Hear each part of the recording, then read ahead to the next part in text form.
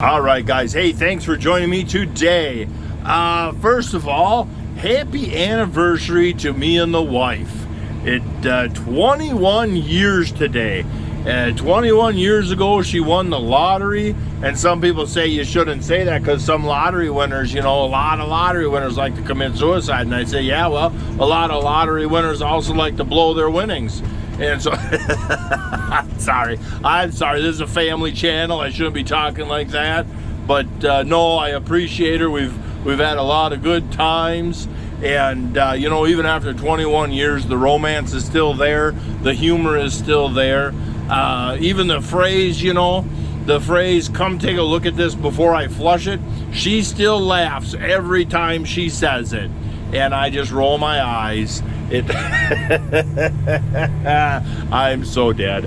No, she's a good sport. I couldn't imagine. I appreciate her to the ends of the earth. I couldn't imagine doing this. Like every farmer, it's hard to find a good farm gal, but if you do, you hold on to them and treat them right. And so I hope I've treated her right. And she's a good hard worker, a nice person, just a great human. And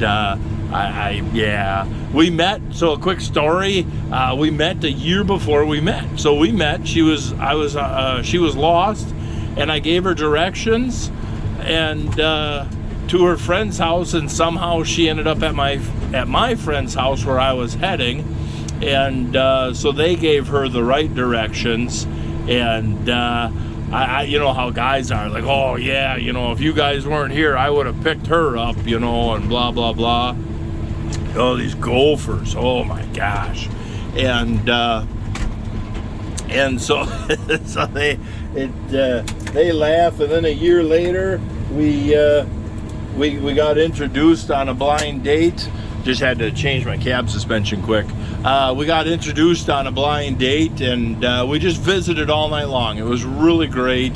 The next day, I called her beeper. So for some of you people, there used to be a beeper before cell phones, and it just basically left your callback number. And so she called back immediately, of course, like, did we worry she wasn't? She called back immediately, and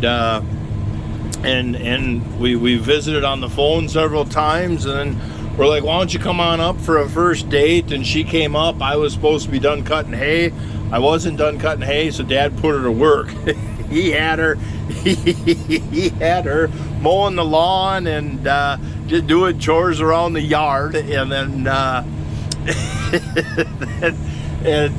I come back from the field, and then we did the evening chores, and she was a pretty good trooper. I knew I was on to something good there, because she come back from every task just covered in sweat, and I was like, yeah, she's really working hard. And I'll slow down a little bit here. Look at them suckers in these patches right here. So she comes back from every task covered in sweat, and I'm like, yeah, this is a good gal here. And then she's like, well, what next? And I said, well, the only things left is the bottle calves. I never saw her for the rest of the night.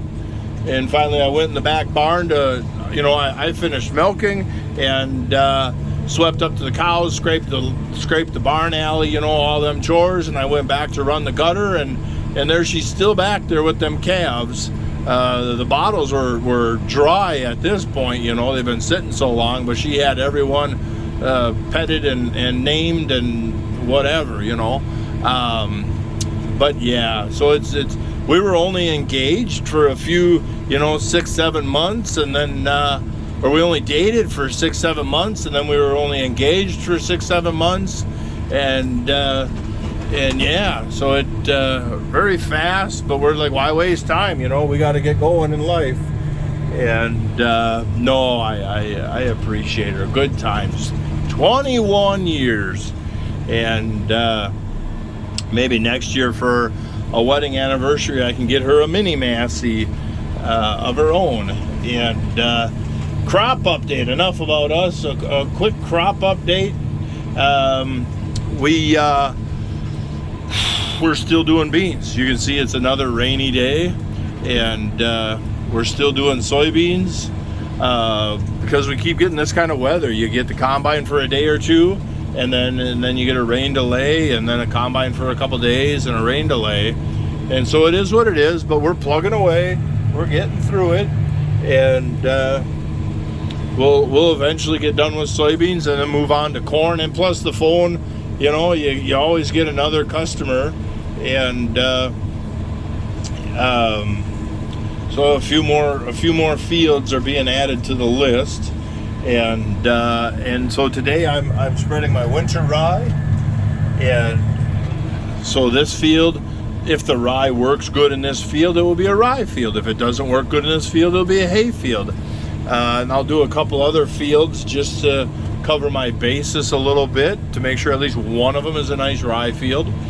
And this stuff here, I seeded this at the end of July, and you can see you only got maybe 4 inches of growth there at the most, and fairly ugly anyhow, because I seeded at the end of July. We had caught some rains, so I thought, boy, now is a good time as any to get out there and seed that field, that grass field down.